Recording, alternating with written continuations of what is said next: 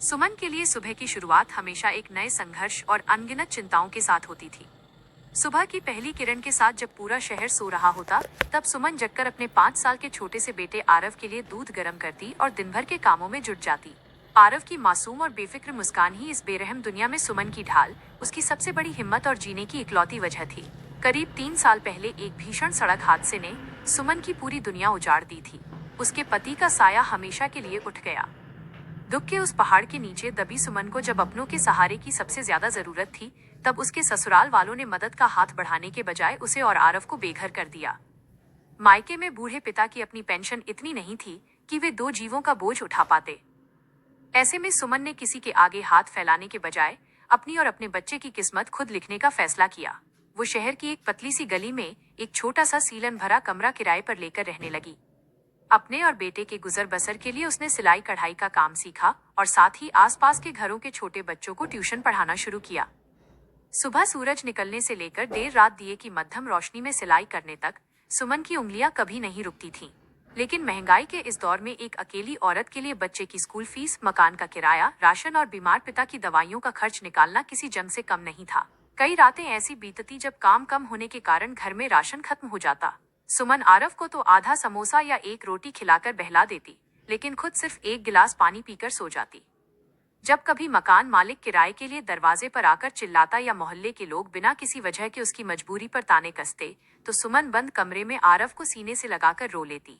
पर जैसे ही आरव अपनी छोटी सी हथेली से माँ के आंसू पोंछकर कहता, मम्मा आप रो मत, मैं बड़ा होकर बहुत सारे पैसे कमाऊंगा, तो सुमन का दर्द गायब हो जाता और वो फिर से मुस्कुरा उठती। एक रात अचानक मौसम ने करवट ली। तेज हवाओं के साथ मूसलाधार बारिश शुरू हो गई। बिजली चली गई और सीलन भरे कमरे में ठंड बढ़ने लगी। आधी रात को आरव का शरीर बुखार से तपने लगा। वह दर्द से कराह रहा था और उसकी सांसें तेज चलने लगी थीं।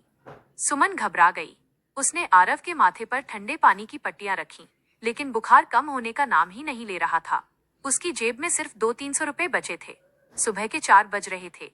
बाहर मूसलाधार बारिश जारी थी। सुमन ने और कुछ नहीं सोचा।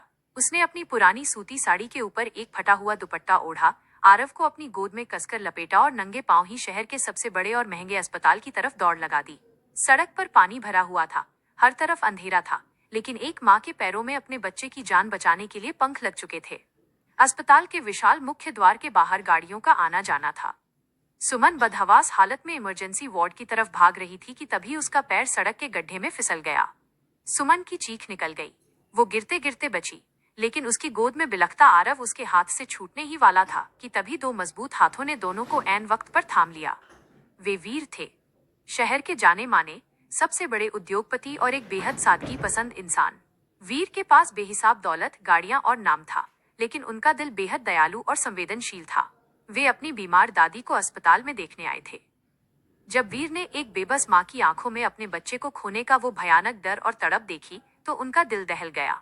बिना एक पल की देरी किए वीर ने आरव को अपनी गोद में उठाया और बारिश में भीगते हुए उसे सीधे इमरजेंसी वार्ड के अंदर ले गए। डॉक्टरों ने जब देखा कि शहर के सबसे अमीर शख्स एक गरीब बच्चे को गोद में लेकर आए हैं, तो पूरा मेडिकल स्टाफ तुरंत काम पर लग गया। वीर ने मुख्य डॉक्टर से साफ कह दिया, इस बच्चे को कुछ नहीं होना चाहिए, जितने भी पैसे लगेंगे मैं दूंगा। तकरीबन 2 घंटे के इलाज के बाद आरव का बुखार उतरा और वो चैन से सो गया। जब डॉक्टर ने बाहर आकर कहा कि बच्चा अब खतरे से बाहर है, तब जाकर सुमन की जान में जान आई। उसकी आंखों से आंसू रुक ही नहीं रहे थे। वो वीर के सामने पहुंची, अपने दोनों हाथ जोड़ लिए और बिलखते हुए बोली, तारांकन साहब, अगर आज आप सही वक्त पर ना आते तो मेरी दुनिया खत्म हो जाती।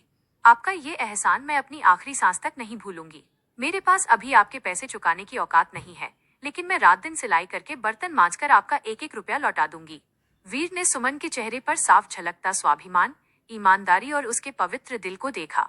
उन्होंने बेहद नम्रता से कहा, तारांकन सुमन जी, एक माँ की ममता और बच्चे की जान की कोई कीमत नहीं होती। आप पैसों की बात करके इस रिश्ते को छोटा मत कीजिए। उस घटना के बाद भी वीर के मन से उस माँ बेटे का चेहरा नहीं उतरा। उन्होंने चुपचाप अपने एक कर्मचारी के जरिए सुमन के संघर्ष के बारे में सारी बातें पता करवाईं।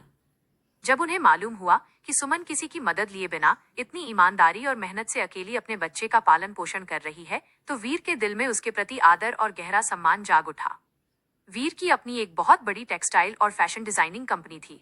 उन्होंने सुमन के हुनर को पहचाना और उसे अपनी कंपनी में एक डिजाइनर और सुपरवाइजर के रूप में नौकरी का प्रस्ताव भेजा। सुमन ने शुरुआत में झिझक दिखाई, लेकिन जब वीर ने समझाया कि ये कोई एहसान नहीं बल्कि उसकी मेहनत की नौकरी है तो उसने हाँ कर दी। सुमन ने दिन रात एक करके काम करना शुरू किया। उसकी बनाई डिजाइनें इतनी खूबसूरत होती थीं कि कंपनी के प्रोडक्ट्स की डिमांड रातों रात बढ़ गई। सुमन की मेहनत और लगन ने वीर की कंपनी को एक नए मुकाम पर पहुंचा दिया। काम के सिलसिले में वीर और सुमन का मिलना जुलना रोज होने लगा। वीर अक्सर देखते कि कैसे इतनी कठिन परिस्थितियों के बाद भी सुमन हर किसी से मीठी बोली में बात करती है, कभी किसी की चुगली नहीं करती और हर काम पूरी ईमानदारी से करती है। दूसरी तरफ छोटा आरव भी वीकेंड्स पर वीर के ऑफिस आने लगा था। आरव को देखते ही वीर अपने सारे काम छोड़कर उसके साथ खेलने लगते। आरव जो कभी किसी अजनबी के पास नहीं जाता था, वो वीर के गले से ऐसे चिपक जाता जैसे उनका बरसों पुराना रिश्ता हो। आरव को वीर में वो पिता का साया और प्यार दिखने लगा था, जिसकी कमी उसने हमेशा महसूस की थी। वीर जब भी आरव से मिलते, उसके लिए उसकी पसंद के खिलौने, किताबें और ढेर सारी चॉकलेट्स लाते। जब आरव अपनी तोतली आवाज में वीर पापा कहकर उन्हें पुकार बैठता, तो वीर का दिल भर आता। समय बीतता गया। वीर को धीरे धीरे एहसास हुआ कि उनके पास आलिशान बंगले, लग्जरी गाड़ियां और दुनिया का हर ऐशो आराम तो है, लेकिन जो सुकून उन्हें सुमन की सादगी भरी मुस्कान और आरव की तोतली बातों में मिलता है, वो दौलत के किसी तराजू में नहीं तोला जा सकता।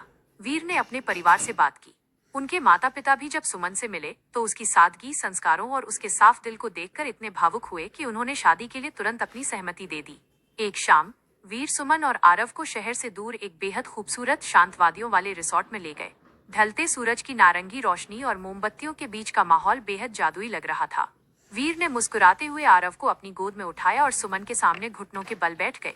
वीर ने एक खूबसूरत अंगूठी निकाली और सुमन की आंखों में आंखें डालकर बड़े ही दिल से कहा, सुमन, दुनिया मुझे बहुत अमीर मानती है, लेकिन सच तो ये है कि तुम्हारे और आरव के बिना मेरी ये जिंदगी बिल्कुल अधूरी और खाली है। तुमने अपने संघर्ष से मुझे सिखाया कि असली ताकत क्या होती है। मैं तुम्हारी इस कठिन राह का साथी बनना चाहता हूँ।